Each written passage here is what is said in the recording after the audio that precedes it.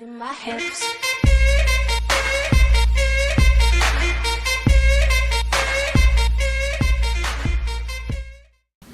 Hey guys, today I'm going to be teaching you how to play Krul. First item we want to focus on are the boots and also how to combo that with your Shadows Empowers Me, that being Krul's perk. So the first thing you want to learn is how to get that perk as quick as possible once you enter a bush.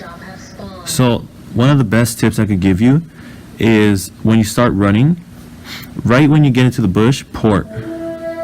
You'll see the circle spin up and you just got to get used to the timings.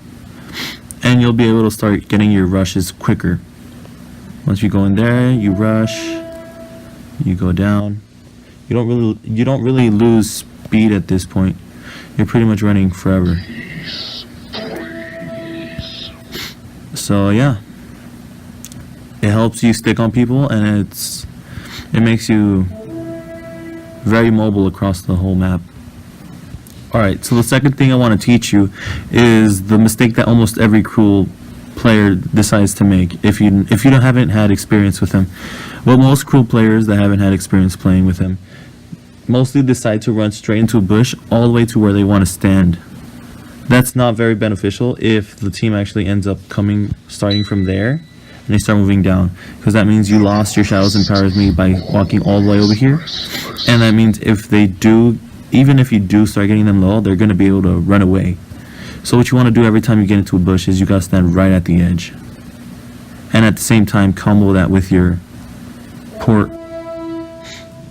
And then you can start moving across the map easier.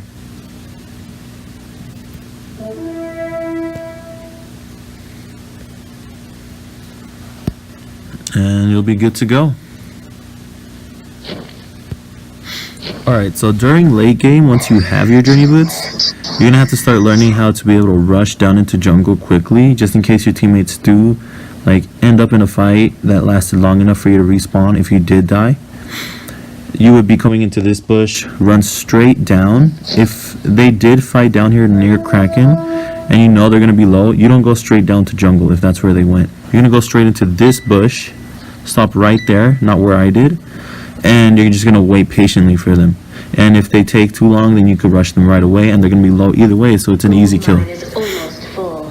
So that's one way to get kills. If you die right after you revive, you can go get an easy kill that way. Krul's ult is a stun and can be used in many different ways, one of them being getting a 3-second stun, a 1-second stun, or a 2-second stun. Another big thing about Krul's ult is you can counterattack with it. If you're half health, and I suggest you do it with half health because you're most likely going to get chunked down before you start getting stacks. If you're half health and being chased, you're going to want to walk into any bush at all. This bush, that bush, any bush at all. And you're going to walk straight into it, and you're going to ult right in front of you and walk straight back. They're going to be still chasing you, so no matter what, they're going to get hit by that ult unless they have a reflex block. And if they do see that ult go off, they're going to stop chasing you, giving you time to just port back and live, denying an ace. Alright, so the last tip I'm going to be teaching you in this video is the choke points for Krul's enemies. When a whole team starts to walk down this path, one of the biggest things you can do to secure a team fight is you run here near where this minion would be, and you want to line it up so that this edge hits right there. And once you see them walking down and the roam is already into their bush, you throw the sword up. If it does hit someone, the roam is pushed back, and you could run, or you could tell your teammates to push forward, and you'll be able to use your A across this wall to whoever you stunned here. But if it doesn't stun somebody, you're gonna have to boots quickly all the way back over here, from here to here, and hopefully land it on someone who's still on this pathway right here. It's gonna land as the 3-second stun. Even if it does land only on the roam, that still helps a lot, because that's 3 seconds where their carries don't have the roam, making them very easy to kill. Alright, Jungle Shop is another choke point for enemies of Krul. One thing you can do here is wait out for people to start attacking these. giving you another advantage at damage, because not only are they being damaged by you, but as well from the minions. Even though these are just the smallest minions that probably deal the least amount of damage of the jungle, it's still more damage than just your own. So you're gonna wait for a hero to walk, and this doesn't really give them much space to their team, much access to the team. So this is the best part where you can kill people, or you can wait for them to walk into shop and to begin to kill them. Alright, so another choke point is once you kill a jungler hero, for example a squishy hero, and this helps mostly with squishy heroes, you want to run straight to this bush and forget about farm, because the farm is going to make up with the kill that you're about to get. You're going to be waiting for them here, and you're going to be waiting for them to attack that. The moment they begin to attack that treant, you can go in and start to fight them. They're not only going to be taking damage from you, but also the treant, and that's going to give you an advantage during that fight.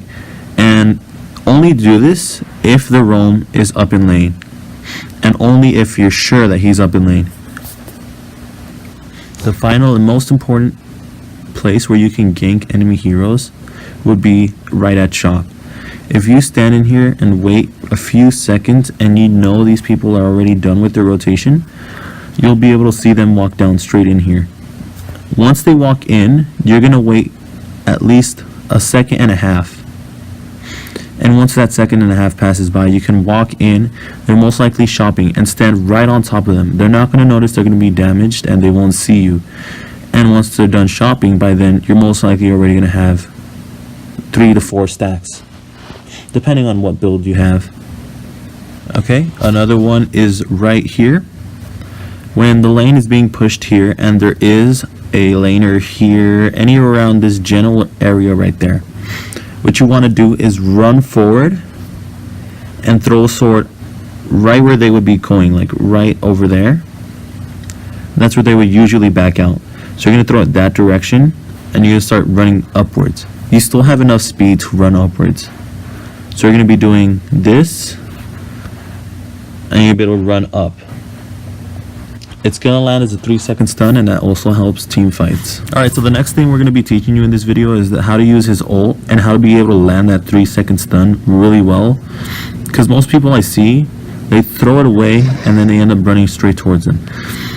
That's not a very good idea, mostly for the fact that you're probably not going to land it if they have a lance or Finn or someone who can slow you down and not make you use that ult on people.